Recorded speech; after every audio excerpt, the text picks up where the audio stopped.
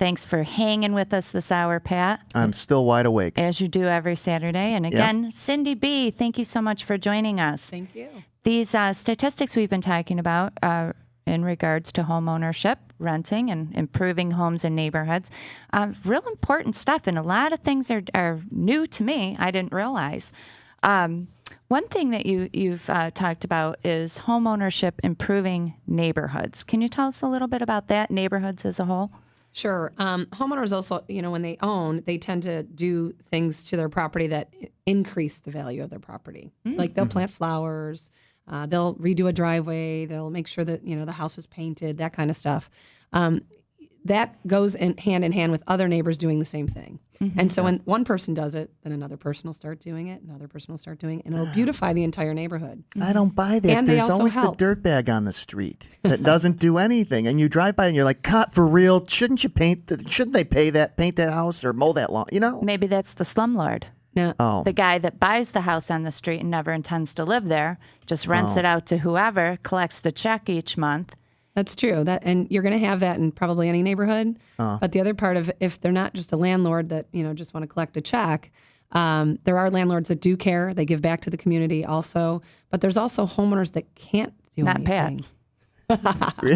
Really? Are you going to out me now? That's his house that's all boarded up there. No. I'm going to buy a bigger house than the one I have now. Rent it out until my wife gives me the boot. And then I get to go, I'm moving into the bigger house, kick the tenants out, and I'm living like a rock star. Right? I love it. Huh? You like that idea? You're going to use your, It's a good plan. I just woke up with that one. you just, Yeah. And I'm getting my tax credit. who's going to do the laundry? Jeez, we're not going that. I don't not. I know nobody. I'm not. You haven't thought that far, have you? Not that forward Yeah, you better thinking. think about that.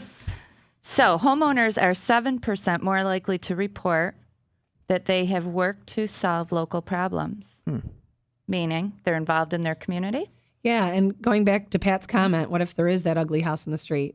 Everybody has a story, and what we found in this little pocket neighborhood that we've been working with NeighborWorks with is one of the women, she's very bad diabetic. She can't really walk anymore, and she really can't get out and take care of the lawn. So now neighbors know that. They want to help her. So yeah, there is those houses, but sometimes it is a story. It's not just because somebody hasn't taken care of it. Okay. Or somebody's gone into a home and there's no family left to take care of that property. You got me on that one too. Darn it. I was just thinking, Where's your sensitive side? I don't have one anymore. It's gone. It's neighbors giving back to each other. It really is. I mean, you want to help your neighbor. It's just human Right. nature. That's true. Typically. Human nature. Yeah, that's I true. like to hear that. Now we're talking about grades in school. Let's talk about that real quick again, because I jumped over that when we went to break. But it says young children of homeowners, math scores are up to 9% higher, and their reading scores are up to 7% higher than children of similar renter families. I'm sorry. I think, So what's the effect on educational, issues with homeowners? How does that work? Are you buying Basically, it? it's because Pat's of not the buying it. stability.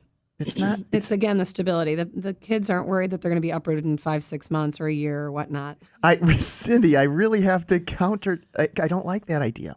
I mean, that's trumped up. You want to too. hear another? Keep You 'em want to hear guessing? another statistic, No, which it's- is even more amazing? It's a parenting Yes. skill. I do. Children Go of ahead. homeowners were also found to be 25% more likely to graduate from high school than similar children of renters, and 116% more likely to graduate from college. Really? It's true. These are stats that are proven. The Census Bureau, the Rossi and Weld files. I mean, a lot. This is what NeighborWorks does around the country. This is why they exist. They're in every single state, in almost every single community that they can possibly be in. I thought it was just good parenting skills because I Maybe you could get a job there. I just tell my kids. Basically, I tell my kids, you don't get an A on that test, don't come home. Oh, well, And that works. and that's how too. I just thought it was good parenting. That's all. Sorry. You want to hear the other part of the income part of that? Sure. That's the education part. But what comes with kids being educated is obviously monetary value. True. So due to the higher rates of education and homeownership, the children of homeowners are likely to accumulate over $18,000 more dollars in wealth in the 10 years after leaving their parents' household. So Okay. that alone is another stat that, it's again giving back to the community. They're more solid. They're more stable. Yep. It just all kind of goes hand in hand. The proof is in the pudding there. Okay. So we're saying, let's keep working towards home ownership and keeping neighborhoods healthy and kids at home and all that fun stuff. Going full circle back into what the Realtors Charitable Foundation does in the community. So you raise funds to support such charities as NeighborWorks. Correct. And then how does that NeighborWorks work? does the education. Okay. Like NeighborWorks, they have a program called Full Cycle Lending. And it's a system where basically it's been in place since 1993. But you had asked, well, they just buy a house and then what? Well, they, again, with the 8 hours of the buyer's processing that they do and teaching them, they train them completely. It's an assistance by qualified local nonprofit organizations, including NeighborWorks. There's grant programs that come into play with that. They do pre and post-purchase client counseling. They do the one-on-one counseling that I talked to you about. But it just, again, they don't leave them. They guide them, they teach them, and they train them to a point where they know that their credit has to be good. I mean, we're not taught that in high school. We're not even taught how to really use a checkbook in That's high right. I school. was just going to say We that. get credit cards now in Yep. college, and these kids rack up their credit. I mean, Yep. it's just really good basic stuff that they teach. That it should be taught at high In school high level. school, I agree. Right. Yeah. Any teachers out there, call me. I'll tell you what the curriculum You should doing be. lunchtime seminars over there? Yes. That's excellent. So tell me, Appletini's. where does the money come from? Well, the golf charity, the Golf Classics that we have on July 12th is one of the major fundraisers that we do, aside from probably about 5 or 6 other processes throughout the year. We did a, to the realtors, we asked them to jump in for a free membership. So they had to buy tickets. The tickets were $10. They'd buy 100 tickets maybe for a free membership to the GRAR. And that's a $900 savings, excuse me. So that's one of them. We did a gold party and the money was donated back. Some of the money was donated back by the wow. people. So that helped. The source actually contributed 10% of any of the proceeds that they gave back to RCF. So the community is now getting involved, and it's really been a realtor-based, money-funded program when it's really should be community-oriented. So we've started a new thing this year called Friends of RCF. It's $25 to be a friend of RCF. You have access to an internet site that we now have, realtorscharitablefoundation.org, and it gives the neighborhoods and the communities information about the grants that they actually can get. There's people that work for companies that have no idea that they can get free money. So it's just amazing to me. That's true. I mean, it's lot of- so that's all kind of being friends of RCF for $25. We have people that have already contributed $500 each, just because that's what they want to do because they know. Let's talk about these grants then. So we know where the money comes from. What do we do with the money once it's in the bank, so to speak? Well, we kind of give it to different other companies or other organizations, non-for-profits. They will send us a letter stating they need $5,000 for this. We also have given money to RAIN, Bishop Sheen, Habitat for Humanity.